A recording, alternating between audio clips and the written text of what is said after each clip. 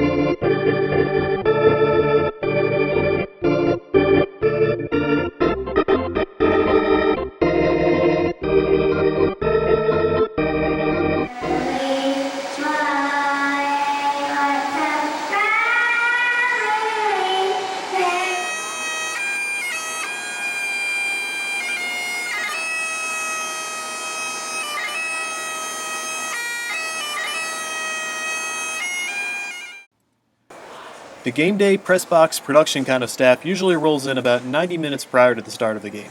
Whoever's running or directing the show that day holds a meeting in the box where we'll go through the full schedule and script for the night. Everything that's lined to happen prior to first pitch is set down in order, down to the exact minute of when preferably it's going to be carried out. This is all very important. Everything is scripted. Now, some nights, there's absolutely nothing going on. I mean, nothing. No ceremonies, no speeches, recognitions, not even a ceremonial first pitch. But on the busy days, it's going to look something like this. The stadium welcome comes first. This is the announcement over the PA that goes, "Hey, welcome to Stadium, home of your team. Please no smoking, your usher is here to help you, etc., etc." The PA sponsor reads, "Oh yeah, plenty of those. Sponsors float the boat in the minor leagues. Keep that in mind if you start to question why they're being peppered in almost non-stop. There's not a lot of money coming in. If you're an affiliated team, yeah, you get help, but you don't have a massive revenue source.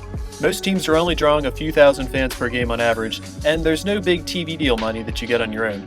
So, in come the sponsors. Some of these are straight reads, some having graphics, some have videos to go with it, and this includes sponsor-driven events like upcoming promotional nights that we need to highlight. Some are non-essential, like if it's a promotion for our own concessions and we're running short on time, that can be cut out and maybe mixed in later. Speeches, check presentations, etc. Any special events taking place down on the field. This could be a player being honored, a local business leader or politician giving a quick speech, charity check presentation, announcement, a little skit, anything involving a microphone. And sometimes there's multiples of these if it's a themed night or if it's a presenting partner for the game doing something. They all have to be rounded up and in their places, usually down in front of the home dugout, synced up with the on-field cameras and video screen. Then the lineups.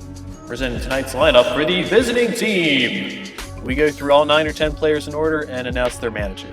Don't do the whole team unless it's opening day or another special game like All-Star Game or playoffs, something like that. And now it's time for the starting lineup for your home team! Yay! Same deal, but with more emphasis and time between each name. The crowd's starting to file in by this point, so they might cheer. The first pitch is ceremonial first pitch, and oftentimes more than one ceremonial first pitch. Sometimes like 9 or 10. People having birthdays, local dignitaries, so-and-so from such and such sponsor company, kid that sold the most cookies. If there's a long line of them, they have to be in the order that we're given. Because we announce each person over the PA and we don't know what they look like normally, so if they're not rounded up and ordered right, you have an awkward situation. Especially if it's someone important that's giving the team money. It happens. Umpire intros. You'd think the umpires would leave themselves plenty of time to hang out and stretch down on the field before meeting at the plate, but normally they're really pushing the time limit. As in, okay, we're done everything else, clock's ticking, someone go down and find the umpires, get them out here. Come on. Come into view, waiting on you, Blue. Once they're finally out and close to home plate, we'll announce each ump, and then they'll do their visit with the managers on home plate. Has to be done after first pitches because they're at home plate. Alright, meeting breaks up, managers go back to the dugout. If the starting pitcher for us is warmed up and waiting, we're good to go. But if not, we're waiting on word down there that they're ready. Team takes the field. Usually some kind of pre-produced type video that we have, ending with, "And welcome to the field, your current year home team!" Yeah. And the team kind of reluctantly and slowly jogs into position from the dugout. We're always hoping for a big bolt of energy, but it seems like it's kind of their thing to drag it out as long as possible. I don't get it. Then, national anthem time. Microphones have to be in the right place, usually right behind home plate, making sure the microphones are on.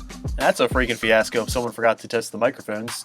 Or, coming from me, the sound operator, if they're pointed in the wrong direction, pointed up, or if the singer group is too far away. There's only so much the guy with the volume control can do. Angry voice calling up, "Crank it up, crank it up, crank it up." And all I can do is point to the board with the faders maxed out. You really don't want to do anything to mess it up. And sometimes the singers aren't that good, but you know the deal. You can't really say anything.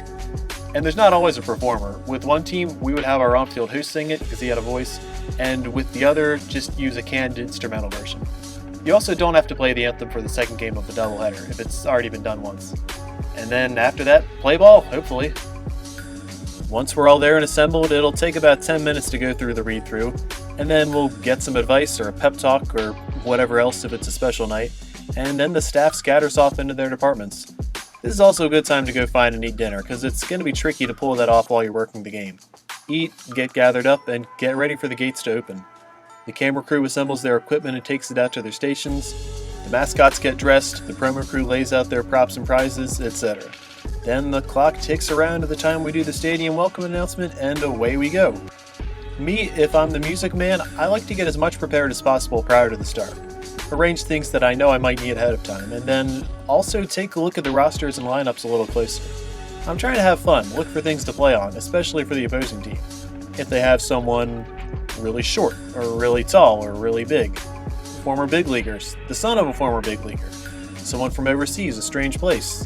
I mean, for example, here for the Williamsport Crosscutters, this guy's from Russia, like an actual Russian baseball player. For us, it's seeing if there's someone important that I should know about, a big name rehabbing or on their way up. You get to see some interesting things, like a debut. Drafted first overall out of Oregon State, please give a Lido-Steel welcome to the designated hitter, number 35, Adley Rushman. Along with all of the pregame activities, the in-game ones are scripted too. Sponsors for each top and bottom of each inning, what we'll be doing during the breaks, and where we'll be doing it. The hosts, contestants, camera ops, all have to know this ahead of time. Is it on the concourse, first base side, third base side, home plate, press box? It's getting weird all over the stadium. It's about an even split of games, video board bits, sponsor reads, and dance breaks. And then some stuff is obvious, like the 7th inning stretch. Sometimes it's the host, With the crowd, buy me some peanuts. or sometimes a band or something like that has to be corralled and given microphones in time. Every now and then on Sundays we get the God Bless America, but that's usually pretty rare. And if the game goes longer than the script, longer than 9 innings, I hope you like to get up and dance because we've run out of other things to do. Aside from all those duties, it's just watching a baseball game happen. I've worked jobs where I've been in the press box, in the control room, down at field level, in the grandstands, and aside from all those other crazy things going on that we have to nail down right, there's still a ball game going on, and it's unpredictable. A bad day can turn good real fast, and of course, the opposite's true too. No matter what your job is, if you're on the production or creative side, there's room to improvise depending on how the game's going. Changes to the script along the way if we think that there's a need for something more. Like if there's a loud, energetic crowd, we're gonna work it. And at the end of the day, or well, the end of the night, it ends awful sudden. We're all there hours before the game, but unless you're on a cleanup crew, once the game's over, you're right out of there. If there's a fireworks show, to be honest, I'm running out of the stadium just to beat traffic.